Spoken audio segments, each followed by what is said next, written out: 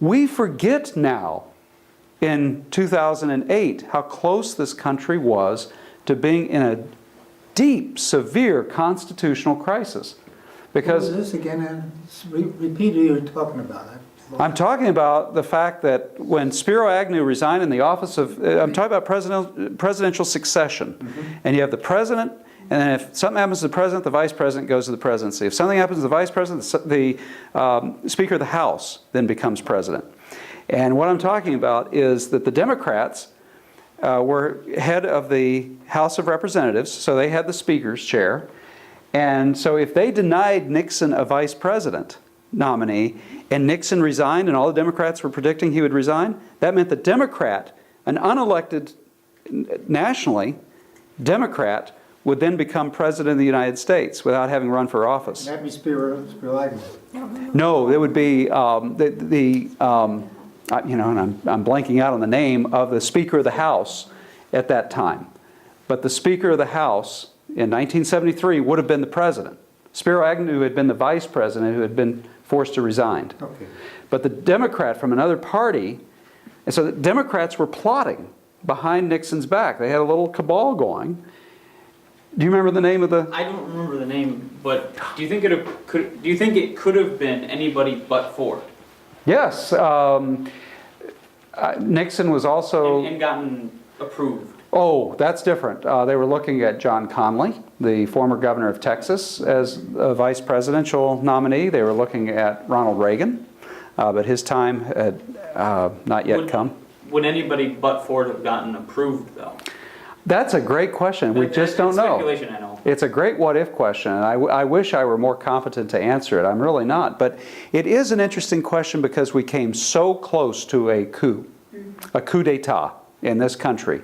A bloodless coup, but what a mockery of our Constitution had the Democrats succeeded in playing just politics at that point. It was a very tough time. So this is why Henry Kissinger said, I think he saved the country, because it was his personal integrity. People could trust. We can vote for Jerry Ford. Nixon hardly knew. I mean, Nixon forwards Ford's name in a cynical way, saying, "Oh, he's my insurance." The Democrats won't want me to resign because then they get Jerry. Well, Nixon really, yeah. I mean, there's that cynical view that was there too. Oh, 1973 and 74. Ain't it grand? But that's the quality, the 5 qualities of statesmanship that I think that President Ford exhibited, that I think will continue to serve as models for what our presidents should be, for what any leader should be, the qualities of imagination, of being able to see where we want to go. Skip that word vision. I hate that word. It's imagination. Truly the power of your imagination to see where we need to go. To have the passion, the hard work, the striving for the best to get where you want to go. You know, to have the courage, that character, that solid character that says you can make a tough decision under fire and you can stay the course once you've made that decision. To have the social skills to build the consensus around your decision and to connect with people. To say, you know what, you can trust me. I've earned your respect and your trust. And the adaptive intelligence to adjust, and then you can see how it circles right back. With that adaptive intelligence, you go back and you revisit imagination. You revisit the policies that you're forwarding. And that's what I wanted to tell you about Gerald R. Ford, our 38th president. Thank you very much. Well, do you have any other questions? You've already had some great questions. Do you have any other questions? Yes, ma'am. I just have a comment and a question. Yes. The comment is, I'm so glad that you're referring some of these principles back to early democracies. Do you teach that? I don't know what you teach. No, I teach history. You teach, good. And I do. Yeah, that's important that I think a lot of the younger generation doesn't understand at all. In fact, now I was trained at the University of Michigan as a Europeanist, so I like to talk about all of Western civilization, but at Grand Valley I find myself teaching American history courses on the presidency and then American history, and always, whether it's the presidency or American history, I always go back, and I'll just use this one example. I say, have you ever noticed that all of our founders identified with an ancient character? Now, we don't have the same education. We don't read Plutarch's Lives, so we don't know what they're talking about. But the Federalist Papers, of course, which were written, 85 newspaper op-eds to defend the Constitution, in New York specifically, mostly, are signed by the name of one ancient Roman Republican. Does anybody know who it is? Publius? Publius. But you know what? No one today knows who Publius is. And when I teach my classes, I talk about how great Publius was and what that name meant. You'd get an A in my class.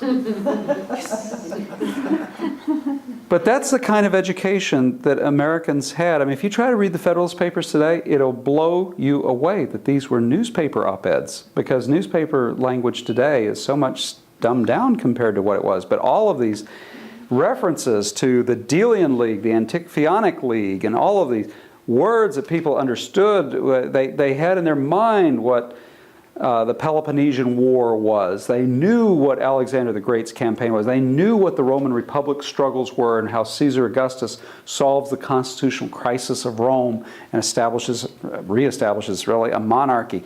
That was all present. I teach our founders as really ancients. Their world is a Homeric world that's heroic. It's a fascinating world. And we don't get that. You just don't. So I'm so glad that you asked that question, because it's so apt. And maybe my American history courses at Grand Valley are a little different from my colleagues in that I do stress the ancient roots of our founders' minds. He who does not know what happened before he was born is to forever remain a child. Cicero. That's right. That's what Cicero said. Yes, ma'am. Another question, and that is, I wonder about what Betty Ford's addiction did in Jerry Ford's life, And how that affected him and why it happened. Well, you don't know that. But.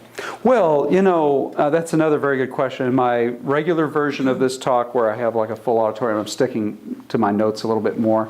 I do bring up that point. That is a very wonderful point about her character as a person too. You know, women in those days were supposed to just suffer and not talk about their problems. And men weren't supposed to talk about things either, but women were especially, you know, just supposed to be good and obedient at home. Brave. She was very brave. She had had some problems. Was she really, though? I didn't think she was. Brave? No, I thought it was more that she was outed by her family. No, she really made the decision to continue to have a public campaign about it, and But wasn't it after they did the... well, but they could have kept it within the family. She is the one who decided that it was okay to go public, and truly public. And of course, it had not just been alcoholism; it had also been painkillers and all kinds of things. So she made it safe for women to talk about addiction to painkillers, to alcohol. Safe for women to talk about breast cancer. The Betty Ford clinics have been, which are run now, I think, by Susan Ford. Her daughter, of course, have been an inspiration for many people and have been credited for doing great work.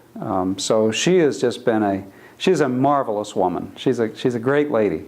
And her origins are interesting too. I mean, she did not have a picture book childhood, and then she became a dancer, and there's some very salacious pictures of her, photographs of her as a dancer, pretty erotic poses for the 1920s, and you know, she was divorced as well. So, you know, she had a rough early life too before things sort of settled down, and then she goes to Washington and has to deal with the fact that, you know, she's in a fishbowl and or a house in Alexandria, and she had a great line. She said that the first night that President Ford was president, August 9th, 1974, they went back to their home in Alexandria because they hadn't unpacked everything. She said, "What's wrong with this picture? You're now the President of the United States, and I'm baking lasagna?"